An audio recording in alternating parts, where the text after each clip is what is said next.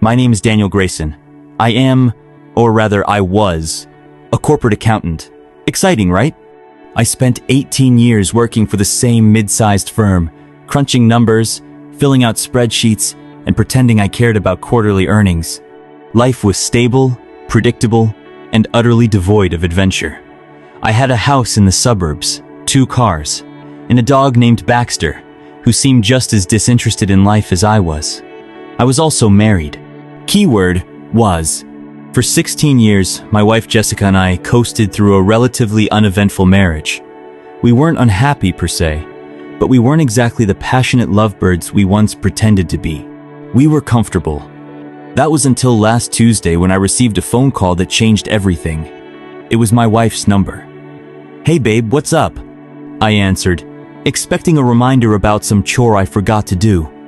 But the voice on the other end wasn't hers. "Danny boy, how's life?" I frowned. "Who is this?" "Oh, come on. It's Troy. Troy Davidson, remember me? You were my best man." Oh, I remembered. Troy was my old college buddy, my former roommate, the guy who once got so drunk he tried to convince a raccoon to be his spirit guide. He was also my wife's high school ex, the one she swore she never talked to anymore. "Why are you calling me from Jessica's phone?" I asked, my stomach already turning. "Well, Danny, here's the thing," he said, chuckling. "Jess and I ran into each other a few months back and, well, one thing led to another. Long story short, we're in a hotel room right now, and she's in the shower. I figured, why not call my old pal? My old pal. The same old pal currently borrowing my wife." There was a silence on the line as my brain tried to process the sheer audacity of this man. Then, as if to add insult to injury, I heard a hairdryer in the background. "You hear that, Danny boy? She even brought her own mini hairdryer. Can you believe it?" He laughed. Click. I hung up. I blocked the number. I sat at my desk for approximately 7 seconds before standing up, walking straight into my boss's office, and quitting my job. Then I cashed out my savings, paid off all my immediate bills, and left everything else including the mortgage to rot.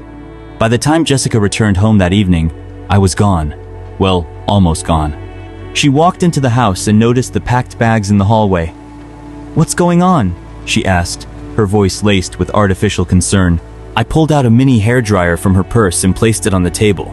Then I raised an eyebrow. She opened her mouth, closed it, sighed, and then, without another word, walked out of the room. 5 minutes later, I was on the road. I had no plan. I just drove. My only goal was to get as far away from spreadsheets, mortgages, and cheating wives as possible.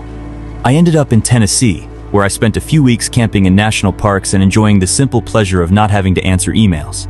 Money was running low, so I started picking up odd jobs bartending, washing dishes, even spending a week working as a bouncer at a dive bar.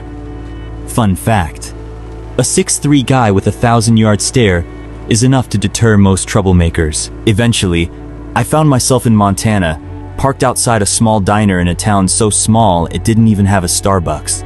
That's where I met Harold. Harold was sitting on a bench outside the diner, smoking a cigar the size of my forearm. He looked like he had been personally carved out of leather and bad decisions. "Nice van," he grunted, nodding at my second-hand camper van. "Thanks," I replied, not really in the mood for conversation. "You looking for work?" That got my attention. "Depends. Does it involve spreadsheets?" "Nope. I'm listening." Harold needed someone to help out at his ranch feeding animals, repairing fences, general manual labor.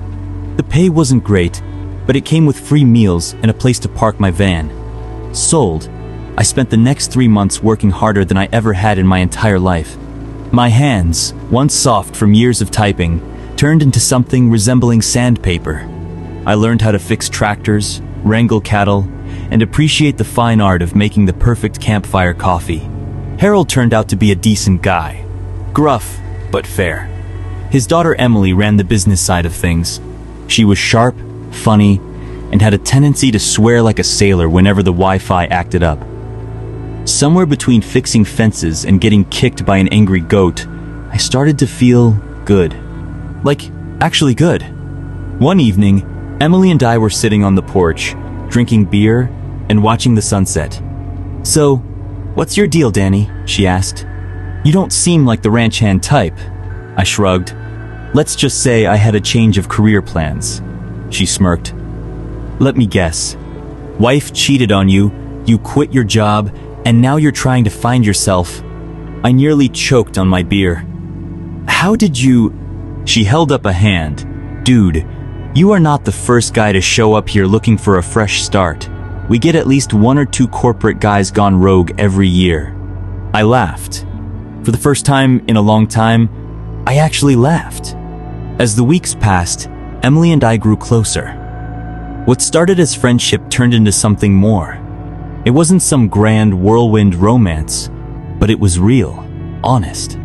And for the first time in years, I wasn't just existing, I was actually living. 6 months after leaving my old life behind, I got a call from an unknown number. Against my better judgment, I answered. "Danny?" It was Jessica. "Where are you?" "Oh, hey Jess, how's Troy?"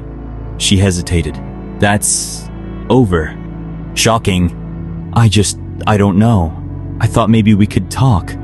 I looked out at the ranch, at the horses grazing in the distance, at Emily cursing at her laptop because the Wi-Fi had cut out again. "Yeah, Jess," I said, smiling to myself. "I don't think so." And with that, I hung up and went back to living my life.